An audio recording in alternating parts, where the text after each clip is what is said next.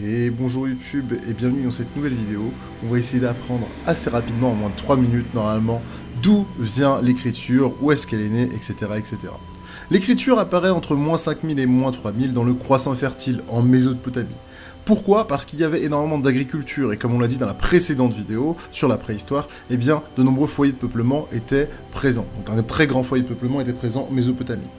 Les premières villes apparaissent et donc aussi les premiers États, c'est ce qu'on va appeler les cités-États. Une cité-État, c'est une ville qui est fortifiée et qui a des campagnes qui l'entourent. Au sein de ces cités-États, vous avez des rois au pouvoir absolu qui vont gouverner au nom des dieux. Notamment les pharaons, par exemple en Égypte, qui font bâtir de grands monuments, des temples, des palais ou encore des tombeaux. L'écriture est très utile dans les villes, elle sert à compter les récoltes, à mettre en place des contrats, à faire du commerce, et ces sociétés en fait vont travailler pour les rois. On va apparaître l'écriture cunéiforme en Mésopotamie, d'accord? C'est une écriture en forme de clou, c'est la toute première écriture qui apparaît. Par la suite, vous allez avoir aussi l'écriture hiéroglyphique qui, elle, sera apparue en Égypte. Les scribes, en Égypte notamment, forment un groupe social très puissant. Savoir écrire, c'est donc avoir une grande partie du pouvoir. Et sachez que l'alphabet que nous connaissons aujourd'hui n'est inventé qu'en 1500 avant notre ère par les Phéniciens. A noter qu'en plus de l'écriture, eh bien, va naître aussi les récits religieux. Les religions vont unir les sociétés. Dans chaque cité-état de Mésopotamie, il y a un dieu. Un pour le ciel, un pour le vent, un pour l'eau. En général, c'est en fonction des éléments.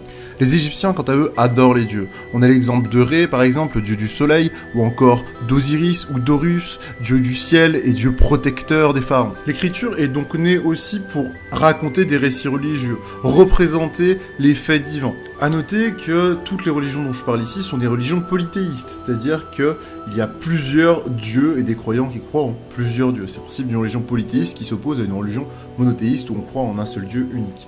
Les croyances égyptiennes mentionnent une vie éternelle après la mort.